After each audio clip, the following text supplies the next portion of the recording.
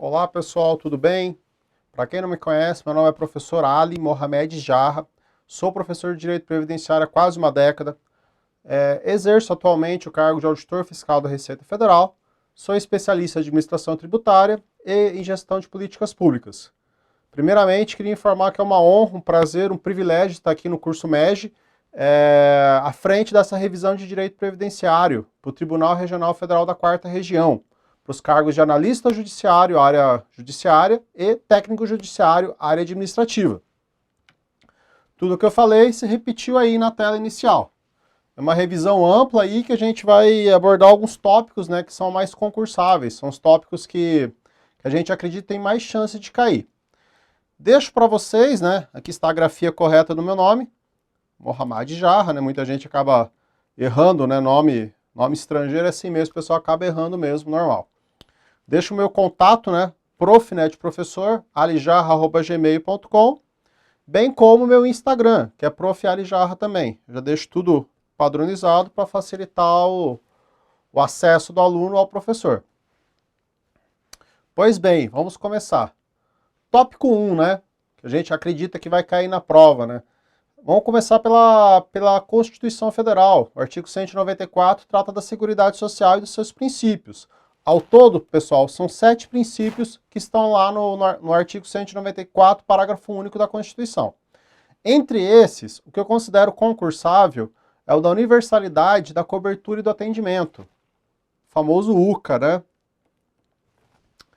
No caso, a gente tem que ter a seguinte noção. Ele é um princípio que se divide em dois. A primeira parte dele seria a universalidade da cobertura, que demonstra o quê? Demonstra que a Seguridade Social ela tem como objetivo cobrir toda e qualquer necessidade de proteção social que a população venha a ter. Isso inclui velhice, maternidade, casos de doença, invalidez e a morte, obviamente. Por outro lado, a segunda parte do princípio, a universalidade do atendimento, ela demonstra que a Seguridade Social tem como objetivo atender todas as pessoas. Obviamente que essa universalidade é um pouco mitigada. Lembrando que a Seguridade se divide em previdência, assistência e saúde. Previdência para quem contribui, assistência para quem dela necessitar. Já a saúde é direito de todos, dever do Estado. Então se observa que essa universalidade é um pouco mitigada. Saindo da tela, como aponta a melhor doutrina, meus caros, a universalidade da cobertura ela é considerada um aspecto objetivo e visa cobrir todas as contingências sociais que necessitam de proteção social por parte do Estado, por parte da Previdência. Foi o que eu falei anteriormente. Por sua vez, a universalidade do atendimento ela se caracteriza como um aspecto subjetivo e diz respeito às pessoas, subjetivos, de sujeitos, de pessoas. Então esse princípio ele é dividido em dois aspectos, um aspecto objetivo e um aspecto subjetivo. Continuando nossa revisão aqui, pessoal.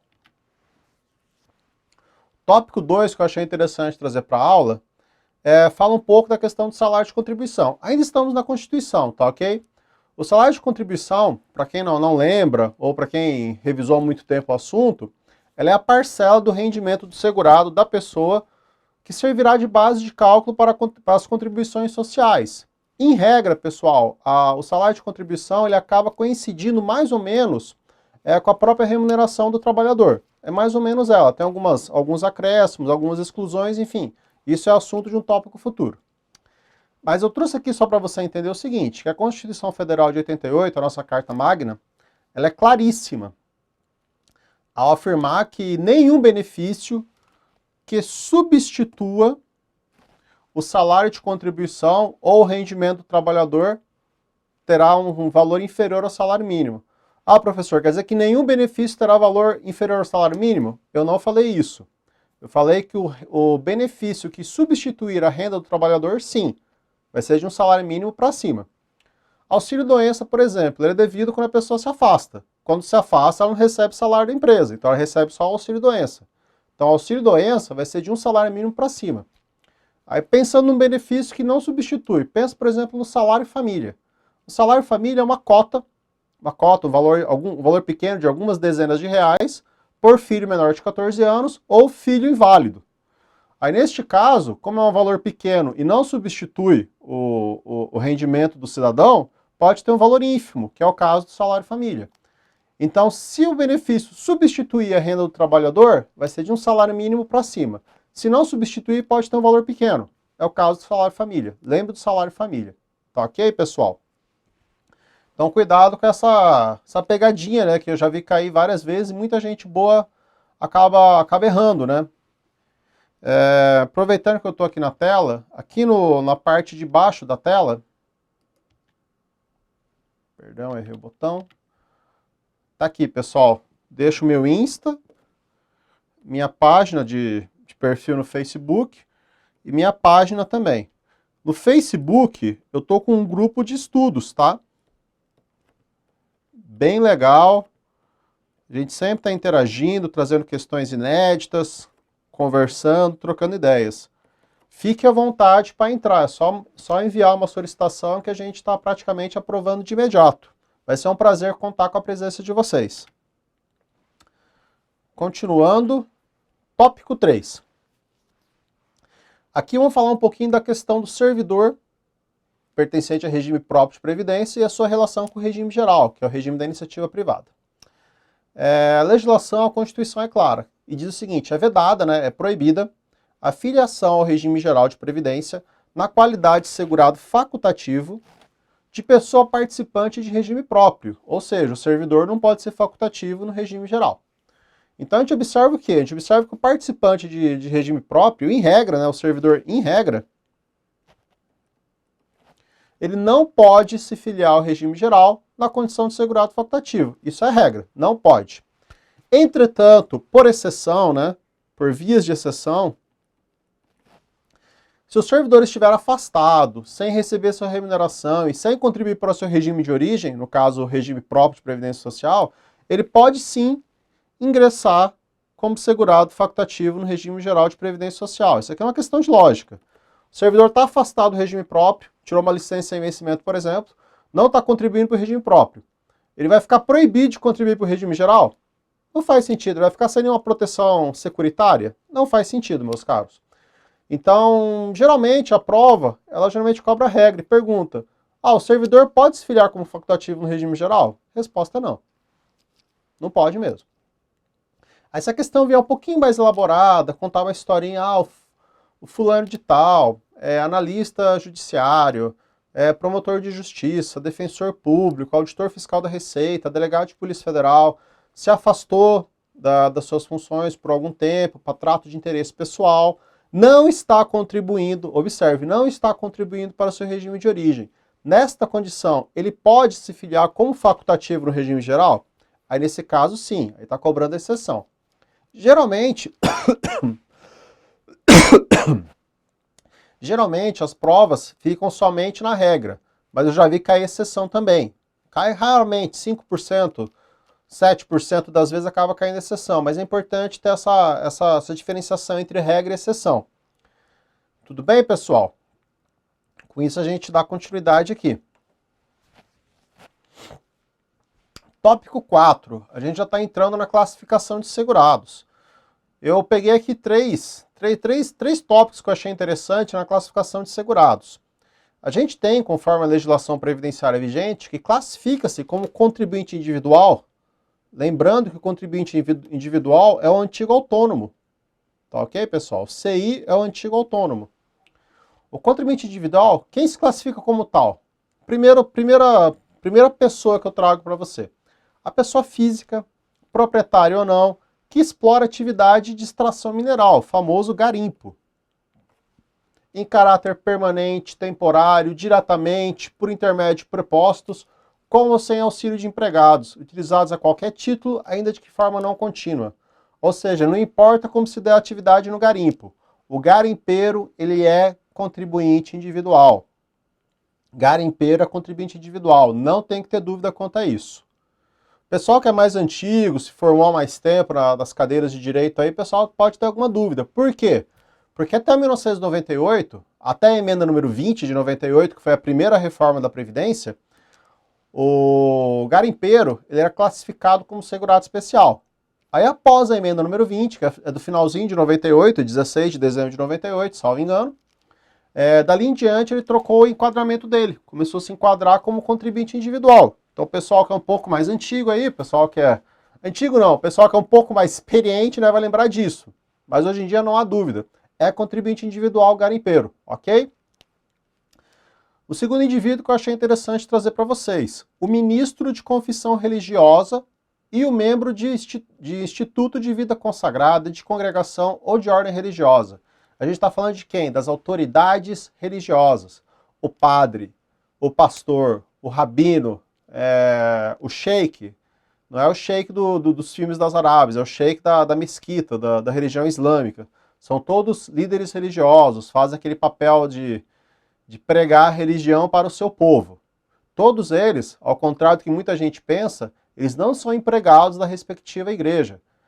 O rabino não é empregado da sinagoga, o sheik não é empregado da mesquita, da entidade islâmica que ele pertence, o padre não é empregado da igreja. Não é empregado. Tipo, o senso comum nos dá a entender que ele é empregado, mas não é. No caso, toda essa galera aí que eu falei, é tudo contribuinte individual. Padre, pastor, rabino, é tudo contribuinte individual, ok? Tem que ter isso em mente.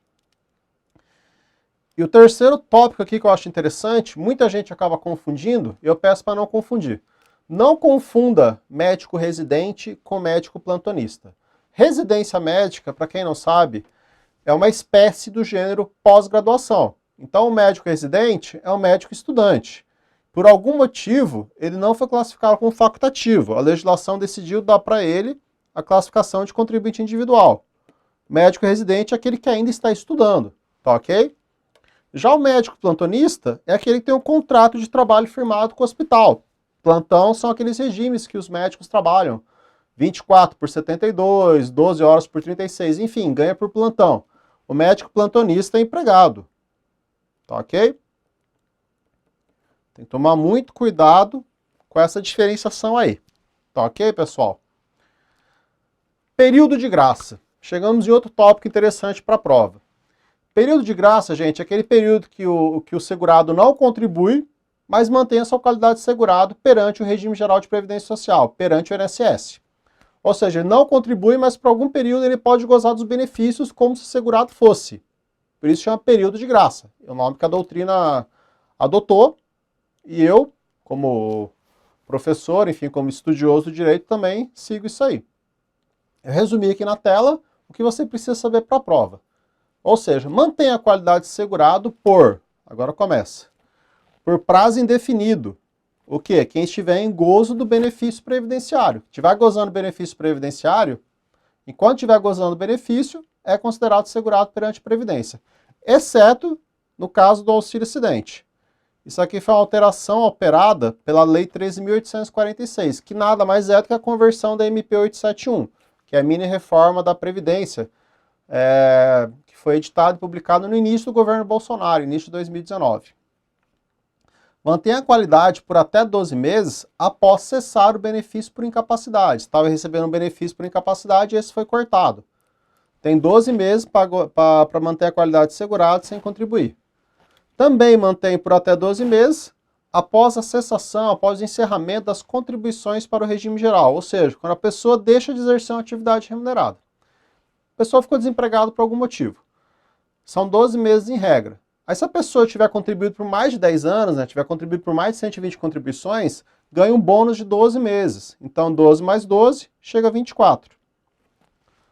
E se o desemprego for involuntário, recebe mais 12. Ou seja, pode chegar até 36 meses. Olha que interessante. Lembrando que essas duas condições aqui são independentes, tá? O desemprego pode ser involuntário e a pessoa tem menos de 10 anos, ou a pessoa ter mais de 10 anos e o emprego não for involuntário, ou seja, pode ser 12, 24 ou 36, tá ok? Também é de 12 meses o período de graça após a cessação, né, da segregação compulsória. Segregação compulsória é quando a pessoa está com uma doença que é contagiosa, pode acabar prejudicando a sociedade. A pessoa fica apartada da sociedade, fica segregada para tratar da doença. Após essa cessação, após o encerramento dessa segregação, a pessoa tem 12 meses para se recolocar no mercado. Também é de 12 meses o período de graça para quem estava detido ou recluso. Então você observa que a regra é 12 meses. Se você chutar 12 meses na prova, tem uma grande chance de acertar. Aí temos duas exceções. 3 meses de período de graça após o licenciamento do segurado incorporado às Forças Armadas. Seria o caso do militar que vai para a iniciativa privada ou vai para o serviço público civil. Ou então após 6 meses, após a cessação, né, das contribuições do facultativo. Então as duas exceções, facultativo, 6 meses, o colega das Forças Armadas que foi para o setor público civil ou para a iniciativa privada são 3 meses. Então você observe que não existe, deixa eu fazer mais para cima, não existe período de graça de 9 meses ou 18 meses, tá? Já vi isso cair em questão. Tá ok? Isso aqui é o resumo de período de graça, tá? Excelente isso aqui. Agora vamos para as classes de dependentes. As classes de dependentes seguem a seguinte situação. Primeira, segunda e terceira classe. A nossa famosa ordem de vocação previdenciária. Não foi separada assim à toa. O indivíduo morreu e tem lá seus dependentes. E existe a pensão por morte. Ela vai ser dividida prioritariamente para quem é da primeira classe. Se não tiver ninguém, vai para a segunda. Se não tiver ninguém, vai para a terceira. E a divisão ocorre dentro da classe. Se tiver dependente primeira, segunda e terceira, o pessoal da segunda e da terceira rodou. Só vai dividir entre os pessoal da primeira.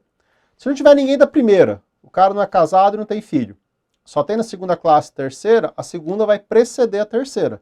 Vai ficar só na segunda classe. Por isso existe essa ordem, não está nessa ordem à toa. Se fosse para dividir igualmente com todo mundo, não teria se dividido em 3 classes, ok? Por isso chama ordem de vocação previdenciária.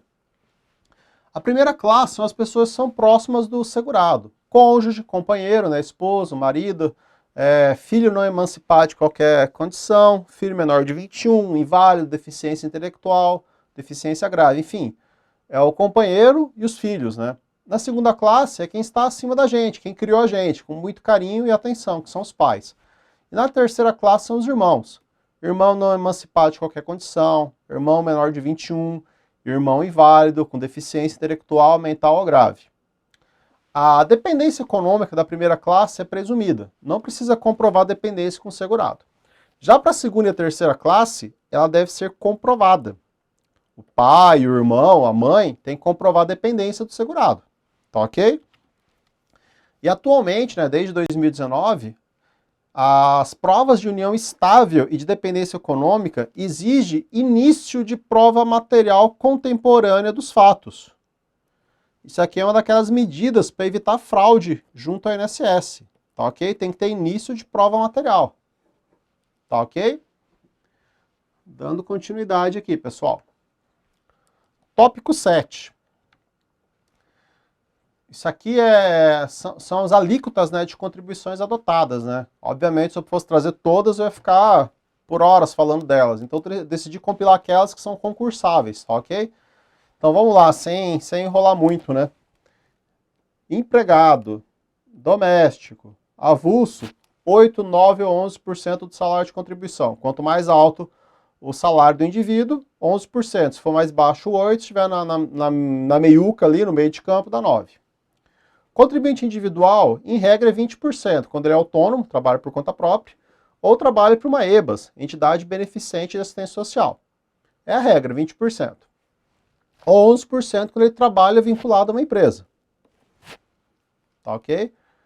Já o CI, contribuinte individual condutor veicular autônomo, a contribuição dele é de 20% sobre a BCR, base de cálculo reduzida. A base de cálculo reduzida é 20% do valor do frete, do valor do transporte. Então, base de cálculo é 20% do valor do transporte. A contribuição é 20% em cima dessa multiplicação. Então, é 20% vezes 20%. Que muita gente fala que dá 400%. Não, 20% vezes 20% dá 4%. Tá ok, pessoal? O contribuinte individual que abre mão da aposentadoria por tempo é 11% do salário mínimo. Ah, ele não vai se aposentar, professor? Vai, só que ele só vai aposentar somente por idade. Ele abriu mão da aposentadoria por tempo de contribuição. Aí ele acaba recolhendo sobre uma base menor, que seria 11% do salário mínimo. Isso aqui está ligado com a ideia de sistema especial de inclusão previdenciária, está lá na Constituição, no artigo 195. O facultativo não tem erro. O facultativo é aquela pessoa que não trabalha e quer contribuir para o regime geral. 20% do salário de contribuição que ele definir, entre o mínimo e o máximo. O mínimo é o salário mínimo e o máximo é o teto do RGPS, corrigido anualmente por meio de portaria ministerial. A empresa paga 20% de cota patronal sobre a folha de salário. Se for uma instituição financeira, um banco, há um acréscimozinho de 2,5%. Nada mais justo, afinal, os bancos são os setores mais lucrativos do Brasil, se não do mundo. Empregador doméstico, o patrão doméstico, atualmente é 8% mais 0,8%. Esse 0,8% é de Gilhat, né? Que está ligado aos riscos do ambiente do trabalho. Aqui vale uma observação, é a única cota patronal que respeita o teto do RGPS. Supondo que o teto seja 6 mil, estou arredondando só para facilitar. E a empregada doméstica ganha 15, também estou chutando um valor bem alto. A cota patronal vai incidir sobre 6, é a única cota patronal que respeita o teto. Produtor rural, pessoa física e segurado especial, 1,2 mais 0,1 de risco de acidente de trabalho, multiplicado pela receita bruta de comercialização. Produtor rural, pessoa jurídica, né? 1,7 mais 0,1 da receita bruta de comercialização. Agroindústria não alterou, 2,5 mais 0,1 da receita bruta de comercialização. Clube de futebol profissional, 5% da receita dos jogos, dos patrocínios e das propagandas, né, do marketing, enfim. Então isso aí é um resumo excepcional da nossa parte de alíquotas, né, de contribuições sociais, contribuições previdenciárias. Tópico 8. Esse também eu achei legal. Aqui eu estou trazendo para vocês algumas receitas que são classificadas como outras receitas da Seguridade Social. Peguei algumas aqui pontualmente, né, pincei ali no meu curso, né, fiquei trabalhando nisso ontem à noite, né, deu uma pinçada boa. Muita gente não sabe, mas tem algumas receitas que são classificadas como outras receitas. Entre elas, multas, atualização monetárias e juros moratórios, né, sobre as contribuições. Todo aquele acréscimo que o contribuinte paga quando paga em atraso é considerado outras receitas. 50% da receita decorrente da apreensão de tráfico ilícito de entorpecentes e drogas ou da exploração de trabalho escravo, 50% dessa receita vai para onde? Vai para um fundo específico de proteção da saúde e tratamento de viciados. Interessante isso aqui. 40% do resultado dos leilões dos bens apreendidos pela Receita Federal do Brasil. 40%. 60% fica com a própria Receita Federal. A Receita Federal apreende a mercadoria, dá a destinação, faz o leilão, enfim, faz todo o procedimento administrativo, fiscal, então nada mais justo que 60% ficar com a Receita. Os outros 40% são destinados à Seguridade, são destinados ao INSS. 50% do valor do prêmio do seguro obrigatório de danos pessoais causados por veículos automotores de vias terrestres. Olha que legal, DPVAT. Esse é o nome de batismo do DPVAT. Então, 50% do seguro, né, do prêmio do seguro de DPVAT, será repassado ao SUS. Isso pouca gente sabe também. Isso é uma informação, são informações interessantes, né, que percentuais devem ser decorados, são somente 1, 2, 3 percentuais, então, por favor, decore isso para a prova, tá ok? Não vou nem pedir para memorizar, vou ser bem franco e bem sincero, decore, tá ok? Que eu acho que vai ser melhor para vocês. Agora a gente vai falar um pouquinho de salário de contribuição. Salário de contribuição tem algumas parcelas que integram o salário de contribuição, ou seja, são parcelas que incidem a contribuição previdenciária, e tem umas parcelas que não integram o salário de contribuição, que não incidem, são isentas. Eu vou trazer aqui algumas parcelas integrantes que eu acho interessante na legislação. Primeira delas, o salário maternidade. O salário maternidade, ele é considerado salário de contribuição. É o único benefício previdenciário que é considerado salário de contribuição. É o único benefício que incide contribuição previdenciária. Somente, professor, somente salário maternidade. A remuneração adicional de férias de 1/3, né, aqueles 33% a mais do que o salário normal, né, também é considerado salário de contribuição. Então, o terço de férias, o terço constitucional de férias, também é considerado salário de contribuição. Também paga contribuição previdenciária sobre esse valor. Isso aí é o entendimento legal, o entendimento da Receita Federal. Enfim, entendimento da Procuradoria da Fazenda Nacional também. Entretanto, os tribunais superiores, né, o STJ, o STF, né, eles defendem o contrário. Eles falam que tal verba não integra o salário de contribuição. Isso aqui é o posicionamento do STJ e STF. Ah, professor, o que eu levo para a prova? Você leva o que está na lei. Você só adota a jurisprudência, só adota o entendimento dos tribunais superiores se a questão vier expressamente cobrando, conforme entendimento do tribunal tal, conforme jurisprudência do STF, conforme decisão do STJ de tal ano. Enfim, se cobrar realmente, aí você pode adotar, mas em regra adote a lei. Tá ok? E a terceira parcela que eu achei interessante trazer para vocês é a gratificação natalina, que é o nosso famoso 13º salário. O 13º, ele integra o salário de contribuição, incide contribuição sobre ele, exceto para cálculo de salário de benefício, sendo devida a contribuição quando do pagamento ou crédito da última parcela, ou ainda na rescisão do contrato de trabalho, quando a pessoa se demite ou é demitida, enfim. Então aqui está uma situação interessante. A gente acaba pagando por ano 13 contribuições, né, sobre 12 salários nominais, mais o 13º. A gente acaba pagando 13 contribuições durante o ano. Aí na hora de fazer a conta, considero somente 12. Tira a média de 12, não a média de 13. Aí fica aquela dúvida, a gente paga essa a mais por quê, né? Se ela não entra na conta, né? Se ela não entra nos cálculos de benefício, de aposentadoria, auxílio, enfim. Mas enfim, a gente paga 13 e considera 12 para efeitos de benefícios. Por muito tempo isso aí foi questionado, né? Até que em 2003, o STF, né, por meio da súmula 688, diz o seguinte: é legítima, ele fala, é legítima, é legal, tá ok. É legítima a incidência de contribuição sobre o 13º. Então, de 2003 para cá, apesar de eu não concordar muito, é legítima a incidência sobre o 13º.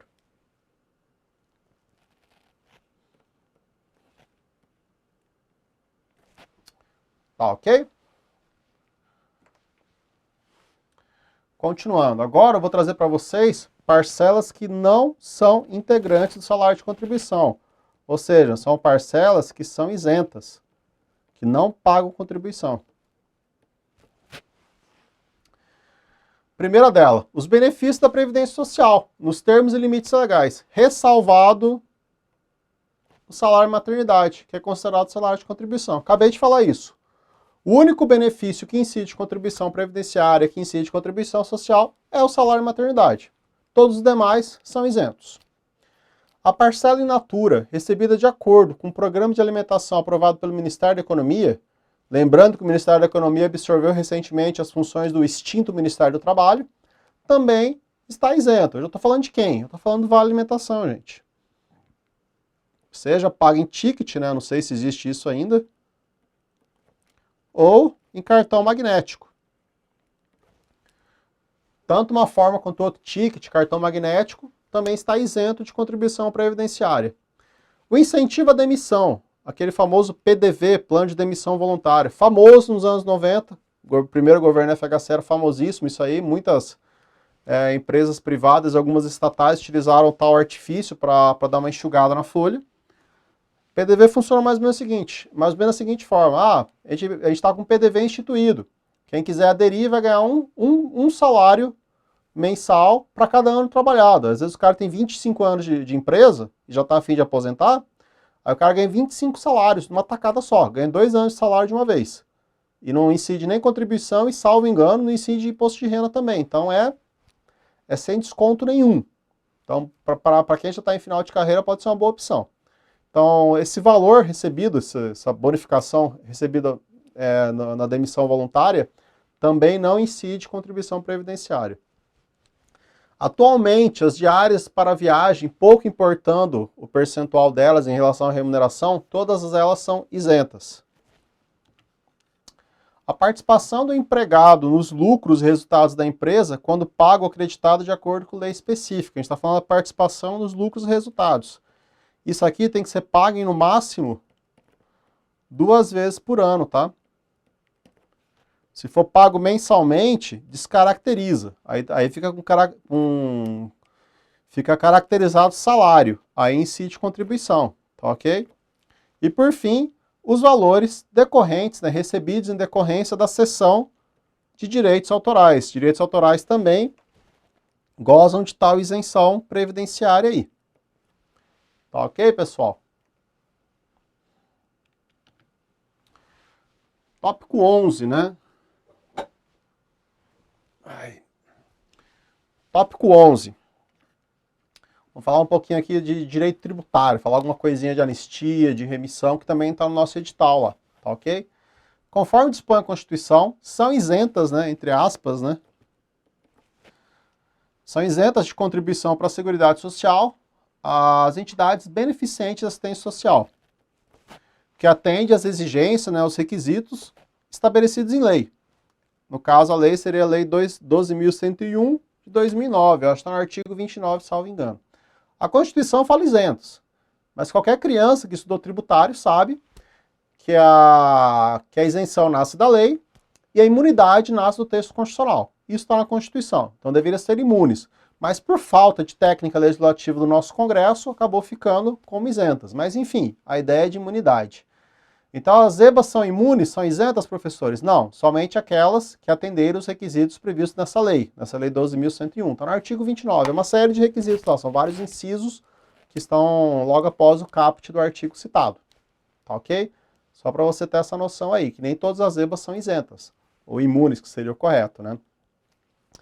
Emprestando um conceito lá do direito tributário, a gente tem que a remissão, com 2 S, tá? Não é com cedilha não, ele é o perdão do crédito tributário devido, é o perdão do valor do tributo. A remissão, ele extingue somente o crédito, as multas continuam em cobrança. Se tiver multa, ela vai continuar em cobrança. Então a remissão é perdão do crédito tributário. É o perdão do valor do tributo, é o valor da contribuição. Já a anistia é o perdão da infração. Aí sim, é o perdão da multa. A anistia extingue somente a multa. Remissão é para extinguir a contribuição, extinguir o tributo. A anistia é para extinguir a multa. Tá ok? Não pode confundir remissão com anistia.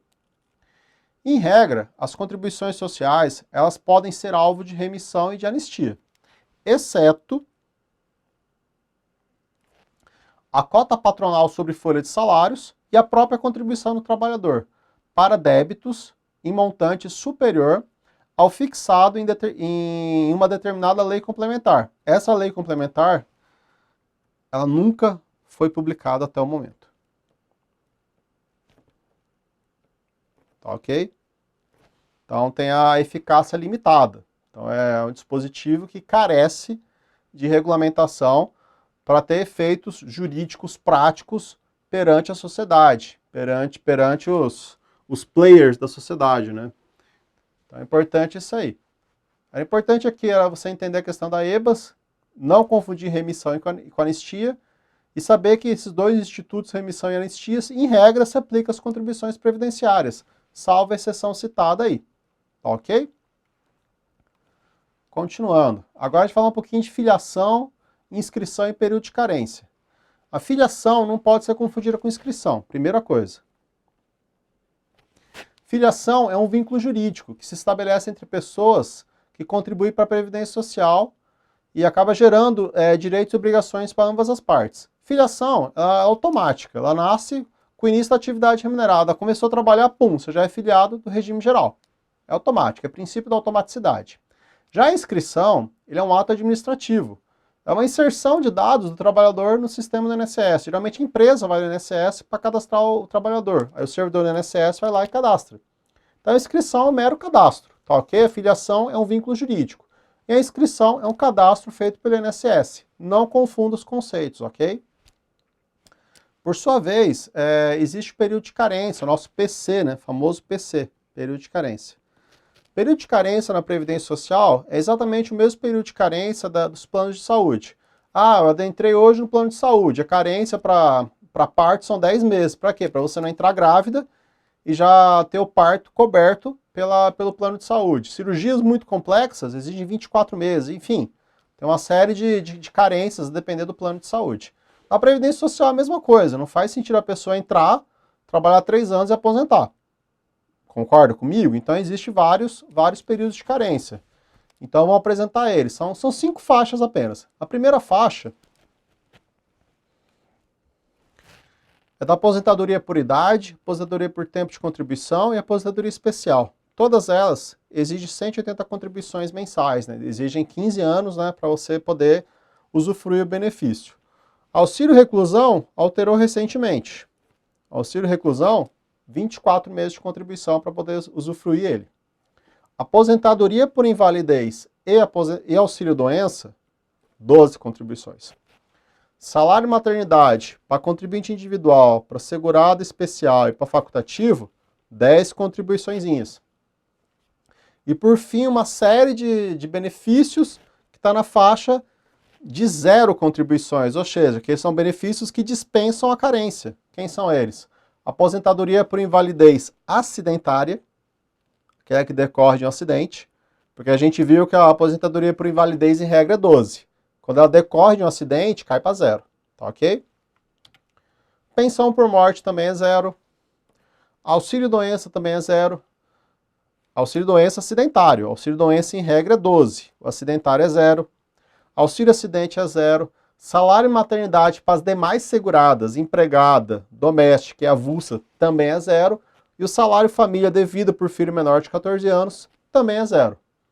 Então, com isso, a gente apresenta 5 faixas de período de carência que tem. Quais são as 5 faixas?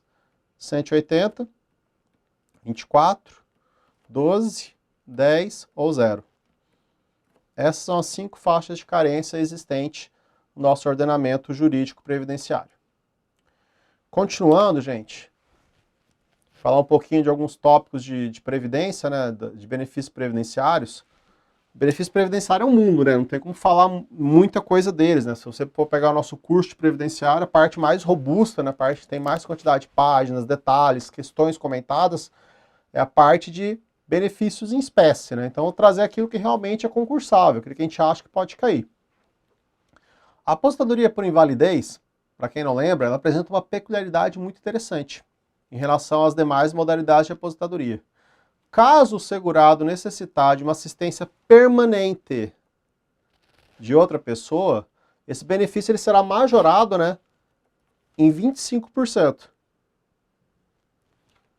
Inclusive, essa aposentadoria com acréscimo de 25%, ela poderá ultrapassar o limite máximo de valor de benefício do teto da RGPS. Vamos supor que o teto esteja em 6 mil. Ó, pessoal, vocês me perdoem, mas eu vou fazer conta redonda, tá ok? Eu me recuso a fazer conta quebrada, tá ok? Vamos supor que o teto esteja em 6 mil. A gente está diante de uma aposentadoria por invalidez que exige o acompanhamento de um enfermeiro o tempo todo. Então, ó, vai ter um acréscimo de 25%. 25% de 6 mil são R$ 1.500. Mais 6 mil dá R$ 7.500. Ah, professor, mas extrapolou bonito o teto, hein? Pode, pode. Somente nesse caso. Ah, e quando o segurado falecer, esses 25%, esses R$ 1.500 vão ser incorporados para efeito de pensão por morte? Não. Esses 25% somente para aposentadoria por invalidez. Quando a pessoa vier a óbito e essa aposentadoria se converter numa pensão por morte, acaba morrendo junto esse acréscimo de 25%. É somente na aposentadoria por invalidez. Tá ok? Agora, falar um pouquinho da pensão por morte, que alterou esse ano em 2019. A pensão por morte ela será devida aos dependentes do segurado, aposentado ou não, que falecer, a contar da data de... Agora começa. Conta-se do óbito quando for requerida em até 180 dias após o óbito pelos filhos menores de 16 anos. Ou em até 90 dias após o óbito para os demais dependentes. Isso aí foi incluído agora com a 13.846, conversão da MP 871.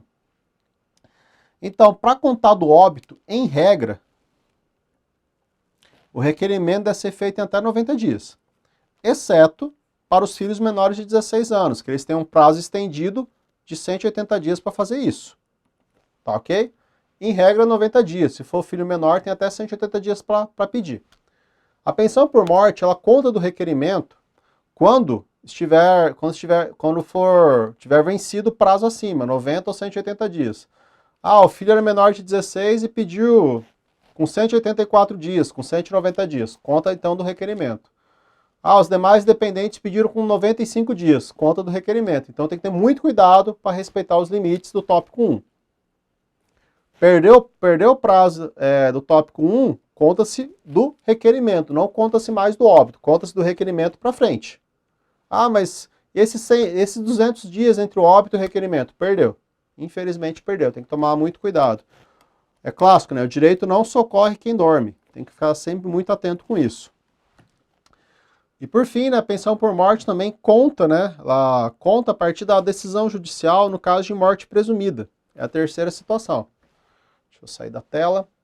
A morte presumida é a presunção legal de que uma pessoa faleceu, né? De que uma pessoa veio a óbito.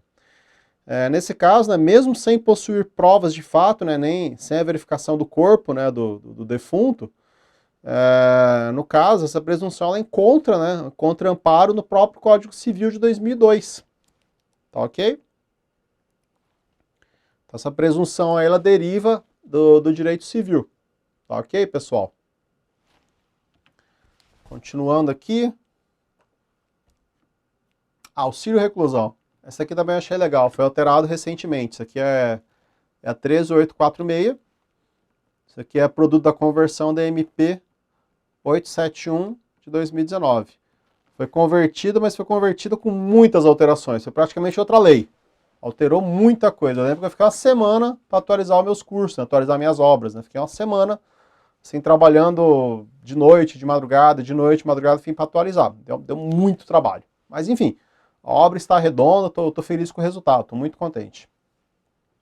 Esse tópico 15 aqui é o seguinte, gente. O auxílio reclusão, cumprida a carência de 24 contribuições, carência nova, tá? Ela será devida, né, será devido o auxílio, nas mesmas condições da pensão por morte, aos dependentes do segurado de baixa renda. Lembrando que o conceito de baixa renda é definido numa portaria ministerial publicada em janeiro de cada ano, atualmente é R$ 1.300 e poucos reais, recolhido à prisão em regime fechado. Ó, regime semiaberto não tem nada a ver, tá? Tem que ser regime fechado. Além disso, o segurado tem que não receber remuneração da empresa e também nem estará em gozo de auxílio-doença, de pensão por morte, de salário maternidade, de aposentadoria ou ainda de abono de permanência em serviço. Esse abono de permanência em serviço ele ainda existe nos regimes próprios, né? Exige no serviço público federal, estadual, municipal, bem como distrital. E existiu até 1994 no regime geral, pouca gente lembra disso. Até 94 existia abono de permanência no regime geral. Quem alcançava as condições para se aposentar e continuava trabalhando, recebia um abono do governo, na iniciativa privada. Olha que coisa louca, né? Só que isso é 1994, são 25 anos. Puxa, eu tô ficando velho, cara. São 25 anos, enfim, eu lembro disso. Mas, enfim, tem que cumprir 24 meses de carência, tem que ser baixa renda, tem que ser regime fechado, não pode receber remuneração, não pode estar em gozo de auxílio-doença, pensão por morte, salário maternidade, aposentadoria ou abono de permanência. Então esse é um resumo excepcional que a gente está trazendo sobre as novíssimas condições do auxílio reclusão. Tá ok? Guarde com carinho isso aí. Isso aqui tem cara de prova. Se eu tivesse que chutar, eu chutaria que esse parágrafo aqui vai cair de alguma maneira. Ou vai cair fragmentado, ou vai cair inteiro, ou vai cair adulterado para você achar o erro, enfim. Isso tem cara de FCC e isso aí tá vigente, é uma coisa nova. FCC já não é mais aquela banca de outros tempos, né? De, não, FCC é copia e cola, fundação copia e cola, né? Vulgarmente os concurseiros chamavam de fundação copia e cola. Isso aí era 7, 8, 10 anos, né? Quando eu ingressei na carreira auditoria da Receita Federal do Brasil, né? Ingressei no cargo de auditor em 2010, eu lembro que a FCC ainda tinha esse perfil de copia e cola. Ela foi evoluindo. As últimas provas são dificílimas. Essa que é a verdade. A FCC evoluiu também. Evoluiu bastante. E é bom, porque acaba nivelando por cima, né? Quando a prova é copia e cola mesmo, muita gente ali acaba chutando, acertando, enfim, não é muito justo. Eu sempre defendo a questão da justeza, né?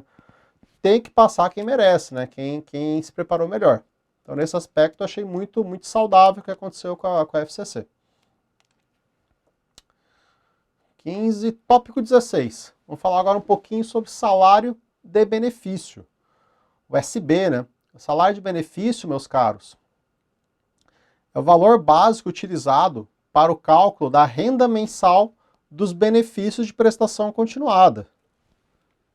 Inclusive os regidos por normas especiais, ou seja, o SB vai ser a base para você definir qual que vai ser o valor do benefício, qual que é o valor da aposentadoria, enfim.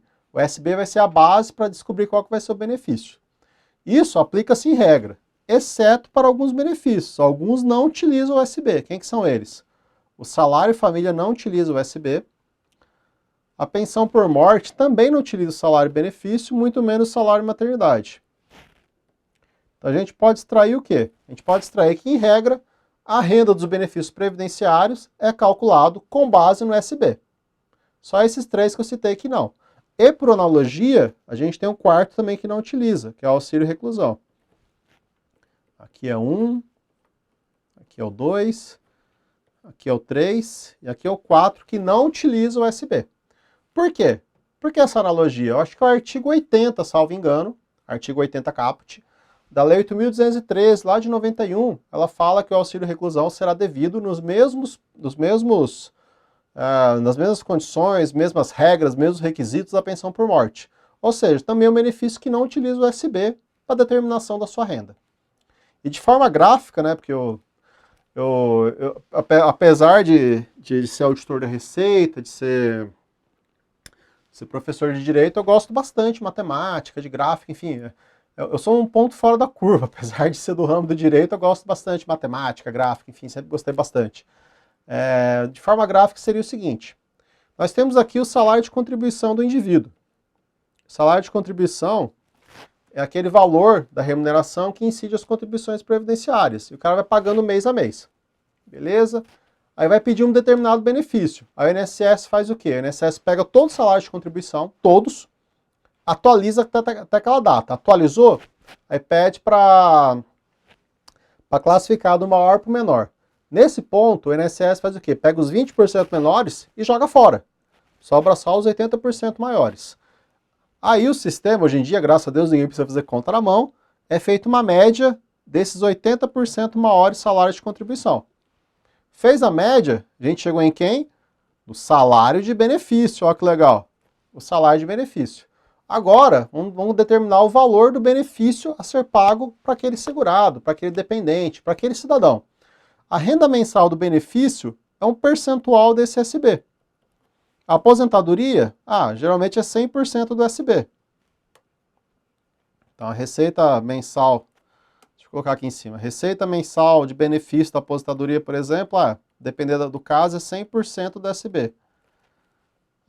É um auxílio doença, é 91% do SB. É um auxílio acidente, 50% do SB. Então, de forma gráfica, é assim que ocorre o cálculo do SB e o cálculo da renda mensal do benefício. Tá ok, pessoal?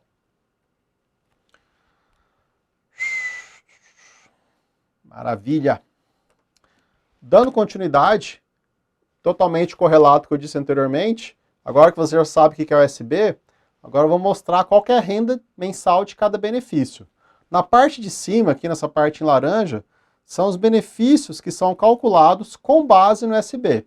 E nessa parte azul aqui, são os benefícios que são calculados sem correlação direta. Eu falei que eram só 4, né? Auxílio reclusão, salário maternidade, salário família e pensão por morte. São 4 benefícios que não utilizam salário de benefício. Então vamos começar pela parte de cima. Do lado esquerdo, do lado esquerdo da sua tela, né? No meu caso seria do outro lado, mas enfim, do meu lado esquerdo aqui, está o benefício, do lado direito está a renda mensal. Como é que vai ser feita a conta?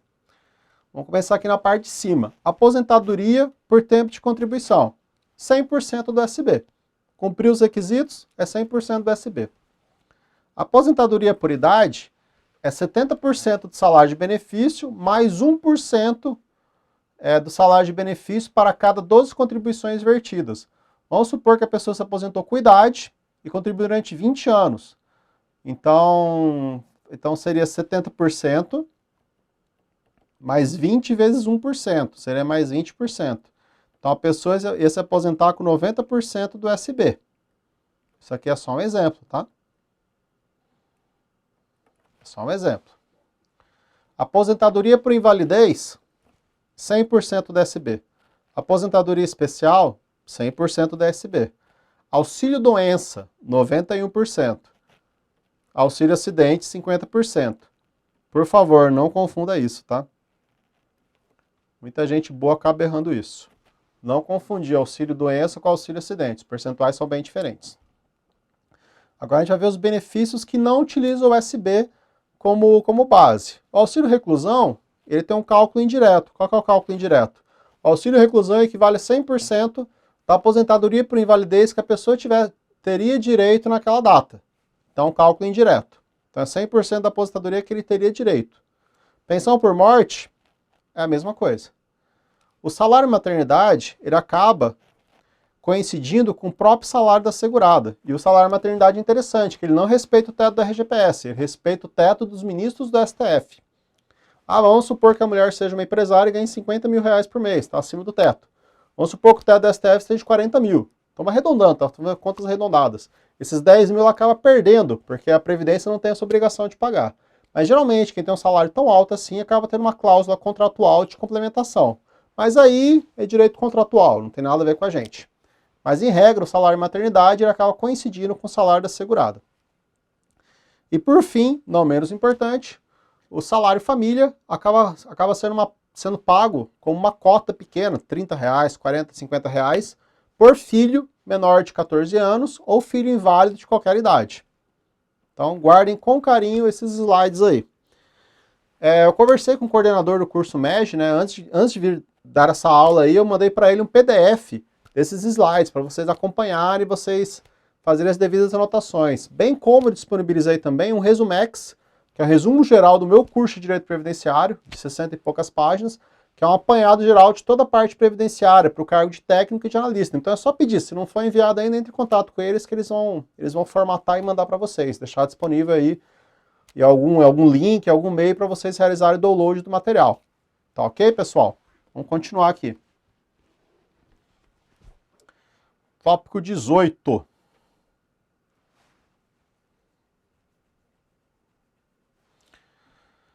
Agora a gente fala um pouquinho de regime próprio. As aposentadorias nos regimes próprios seguem as seguintes regras. Isso aqui, gente, é o artigo 40 da Constituição. Eu deixei ele de forma esquematizada para você entender.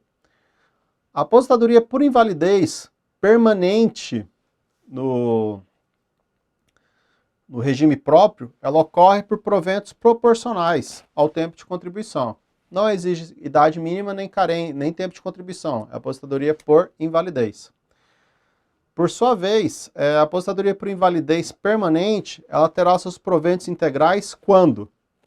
Quando ocorrer em função de acidente de serviço, moléstia profissional ou doença.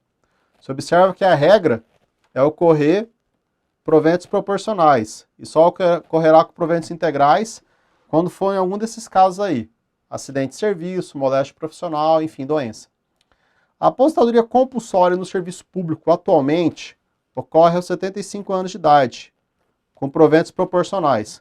Essa idade aqui está prevista na Lei Complementar 152 de 2015. Tá ok? Então, atualmente ocorre aos 75 anos de idade. A aposentadoria voluntária, em regra geral, ocorre com 10 anos de serviço público, 5 anos no cargo que se dará a aposentadoria, com proventos integrais.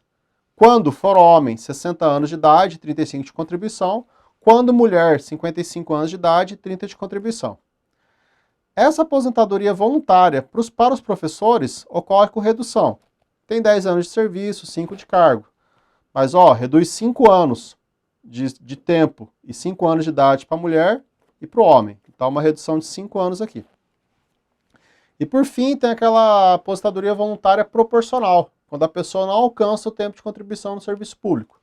Ela tem que alcançar pelo menos 10 anos de serviço público, pelo menos 5 anos do cargo, e ter 65 anos se for homem e 60 se for mulher. Aí aqui os proventos são proporcionais, tá? Porque ela não alcançou o tempo de contribuição mínimo. Tá ok, pessoal? Continuando aqui. Estamos quase terminando a nossa revisão. Tópico 19. Vamos falar agora um pouquinho de previdência complementar. É um tópico vasto. Você pega a Lei 108, Lei Complementar número 108 de 2001, e a Lei Complementar 109 de 2001, dá uma aula. Dá 100, 150 páginas de aula fácil. Mas olhando o perfil da banca, olhando o perfil das provas anteriores, eu acho interessante você diferenciar o que é entidade fechada do que é entidade aberta de previdência complementar. Então vamos lá. As entidades fechadas de previdência complementar, EFPC, são entidades que oferecem planos de benefício para certo grupo de pessoas, como servidores públicos de determinado poder, executivo, legislativo, judiciário, por isso tem o FUNPRESP-JUD, né, que é só dos servidores do judiciário, ou então para determinados empregados, trabalhadores de uma empresa, como é o caso da previdência fechada dos funcionários da Petrobras, por exemplo. Ok? Então, entidade fechada é fechada a determinados grupos. Ou seja, somente os servidores do judiciário vão ter direito a entrar na previdência do judiciário. Somente os trabalhadores do Banco do Brasil, trabalhadores da Caixa Econômica Federal, trabalhadores do Banco Santander terão direito a entrar naquela entidade fechada lá de previdência deles. Por isso que chama-se entidade fechada, é para determinado grupo. Por sua vez, é normal em prova aparecer entidade fechada de previdência complementar com a seguinte nomenclatura sinônima: fundos de pensão. Tá ok? Muito cuidado com esse sinônimo aí. Por sua vez, as entidades abertas de previdência complementar são aquelas que oferecem planos de benefício para qualquer pessoa que tenha interesse em aderir. Geralmente são produtos bancários, como o Brasil Prev, lá do Banco do Brasil, o Prev Renda da Caixa Econômica, nem sei se é esse nome ainda, Flex Prev do Itaú, enfim. Você vai no banco e fala, ó, eu quero contratar uma previdência complementar. Aí eles vão lá te oferecer os planos, você vai contribuir mês a mês algum valor que você determinar, e a partir de tal data, você irá tirar aquele dinheiro de uma vez só, ou parceladamente, como se fosse uma aposentadoria, né? Então, na verdade, a previdência complementar aberta nada mais é do que um produto bancário, é uma poupança forçada que você irá sacar no futuro. Basicamente é isso. Ela é aberta por quê? Porque qualquer pessoa pode aderir. É entidade aberta, é aberta para qualquer pessoa. As entidades abertas, elas são sociedades anônimas. São SAs, tá ok? Isso também acaba caindo em prova e muita gente acaba confundindo, tá ok? Então acho que da parte de previdência complementar essa é uma diferenciação importante para a prova. Eu acho muito salutar você não confundir a entidade fechada com a entidade aberta. E por fim, nosso tópico 20, né? Vamos falar um pouquinho de LOAS, né? Lei Orgânica da Assistência Social. O BPC, né, que é o nosso benefício de prestação continuada, ele diz que é devido um salário mínimo para o idoso, com 65 anos ou mais, ou para a pessoa com deficiência, que a renda familiar seja de no máximo 1/4 de salário mínimo por pessoa. Ou seja, tem 4 pessoas na casa, a renda total tem que ser de um salário. 1/4 vezes 4 dá um salário, tá ok? Então esse critério de 1/4 de salário por pessoa é um critério rígido. Isso está previsto lá na Lei 8.742 de 93, que é a própria LOAS. O STF adotou, né, nos últimos anos, critérios mais elásticos. Tá ok? A lei adota critérios rígidos. É 1/4 de salário por pessoa. Aí a pessoa ganha um pouquinho mais, vai lá na via administrativa, o INSS que acaba operando esse benefício, né? E acaba sendo negada. E a pessoa vai na defensoria pública, o defensor entra com uma ação, né, contra a União e acaba vencendo. Por quê? Porque o STF já tem jurisprudência nesse sentido. Adota os critérios mais elásticos para conceder o benefício, tá ok? E outra coisa, não confunda a idade. O Estatuto do Idoso fala que idoso é aquele que tem 60 anos ou mais. Tá ok? O Estatuto é uma lei de 2003. A LOAS é uma lei de 93. A LOAS fala que o idoso, né, para efeitos de BPC, tem que ter 65 anos ou mais.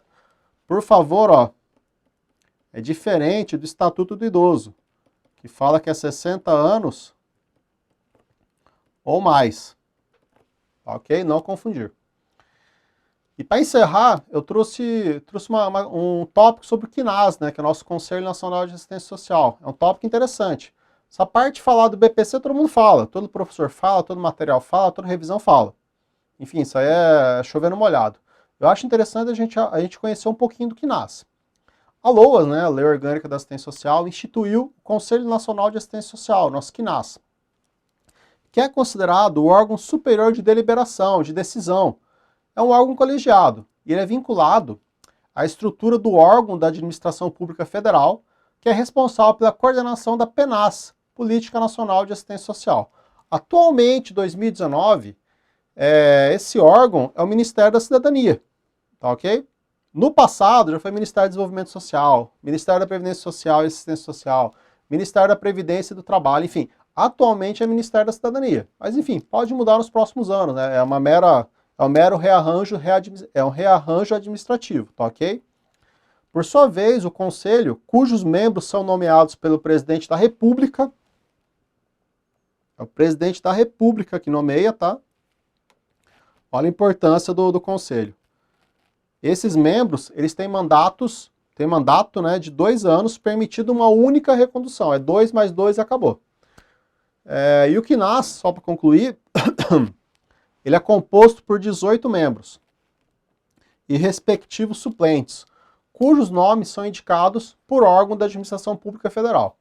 Isso aqui, gente, é um belíssimo resumo do CNAS. Isso aqui é excepcional, é excelente para você chegar na tua prova e arrebentar. Tá ok, pessoal? Então, com isso, gente, deixo uma passagem do grande Michael Schumacher, que eu tenho muita admiração, que ele gravou no capacete da corrida final dele, que a vida é feita de paixões, obrigado por compartilhar a minha. No caso dele seria as corridas e a minha seria lecionar, né? Gosto muito de ministrar aulas. Deixo meu sincero obrigado aí pro pessoal, pros alunos, pro curso MEG, pro senhor coordenador Rafael, obrigado pelo convite. Fiquei muito honrado aí, espero poder firmar parcerias futuras com o curso, né? Um curso muito bem conceituado. Deixo meu Instagram à disposição dos alunos. Meu Facebook, como eu disse, né? Eu criei um grupo de estudos aqui. Tá bem legal o grupo, tá em expansão, tá bem legal. Grupo de estudos Professor Ali Mohamed Jarra, é só solicitar que a gente aprova. Minha página no Face e, obviamente, o meu e-mail. Tá ok, pessoal? Com isso, a gente encerra a nossa revisão. Espero que tenham gostado. Bons estudos nessa reta final, boa prova. Fiquem com Deus, grande abraço. Até mais, gente.